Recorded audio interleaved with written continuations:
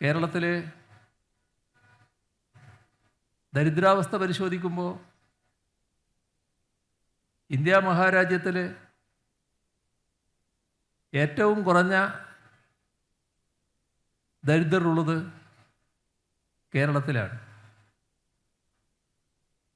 അതിദാരിദ്ര്യം അനുഭവിക്കുന്നവർ 0.7%. എന്തുകൊണ്ടാണ് അങ്ങനെ വന്നത്? നമ്മുടെ നാട്ടിൽ വിവിധ രീതിയിലുള്ള ഇടപെടലുകളുണ്ട്. അത് പാവപ്പെട്ടവരെ കണ്ടുകൊണ്ടാണ്, അശരണരെ കണ്ടുകൊണ്ടതാണ്. അവർക്ക് സഹായവും പിന്തുണയും നൽകുന്നതാണ്. ഒരൊറ്റ ഉദാഹരണം എടുത്താൽ മതി. ക്ഷേമ പെൻഷൻ ആദ്യം ഏർപ്പെടുത്തിയത് കർഷക തൊഴിലാളികൾക്കായിരുന്നല്ലോ. 45 രൂപ. അന്ന് അതിനെതിരെ ചന്ദ്രഹാസം ഇളക്കിയവരെക്കുറിച്ചൊന്ന് ആലോചിച്ച് നോക്കൂ. എത്ര കടുത്ത എതിർപ്പായിരുന്നു. സർക്കാർ ഖജനാവ് ദൂർത്തടിക്കുകയാണ്, ഇഷ്ടക്കാർക്ക് കൊടുക്കുകയാണ് എന്നൊക്കെയല്ലേ പറഞ്ഞു നടന്നിരുന്നത്. അതിൻ്റെ തുടർച്ചയായി നാം നടത്തിയ പ്രവർത്തനം എവിടെയെത്തി? 2016 LDF ഗവൺമെൻറ് അധികാരത്തിൽ വരുമ്പോൾ 600 രൂപ പെൻഷനായിരുന്നു കടലാസിൽ തീരുമാനിച്ചിരുന്നത്. അന്ന് വലിയ കുടിശ്ശിക കൊടുക്കാനുണ്ടായിരുന്നു. അത് മുഴുവൻ കൊടുത്തു തീർക്കലാണ് ആദ്യം ചെയ്ത പണി. പിന്നെ മെല്ലെ വർധനവ് തുടങ്ങി. 600-ൽ നിന്ന് 1600-ലേക്ക് എത്തി. എത്ര പേർക്ക്? 60 ലക്ഷത്തോളം പേർക്ക്. ഇതാണ് നമ്മുടെ നാടിൻ്റെ പ്രത്യേകത. മറ്റൊരുപാട് കാര്യങ്ങളുണ്ട്. ഈ പറഞ്ഞ 0.7% അവിടെ കിടന്നോട്ടെ എന്ന് വിചാരിക്കുകയല്ല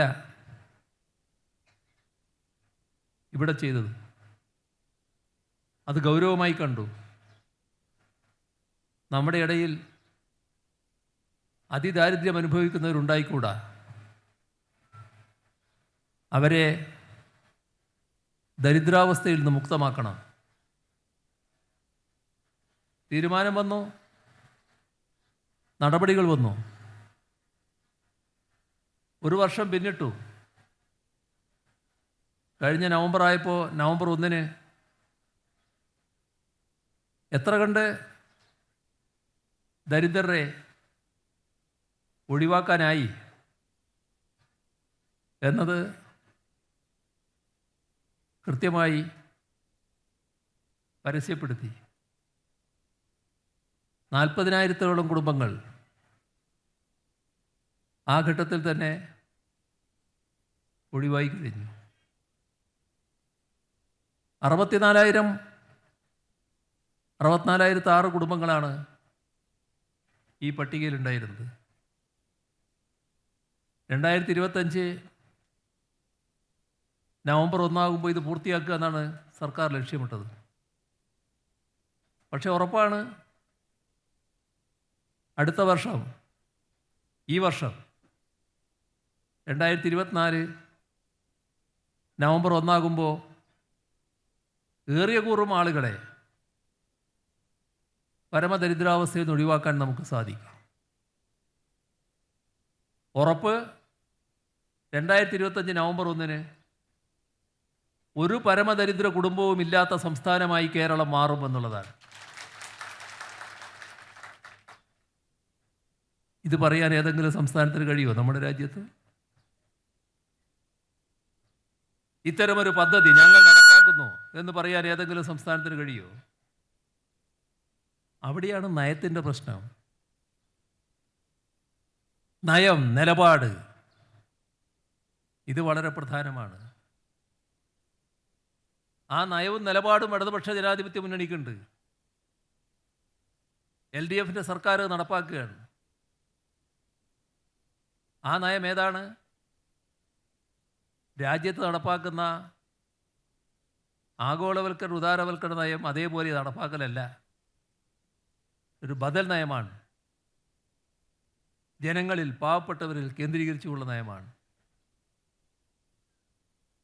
അതുകൊണ്ടാണ് ഇത്തരത്തിൽ ഒരു മാറ്റം മറ്റുള്ളതിൽ നിന്ന് വ്യത്യസ്തമായ ഒരവസ്ഥ കേരളത്തിൽ സൃഷ്ടിക്കാൻ കഴിഞ്ഞിട്ടുള്ളത്.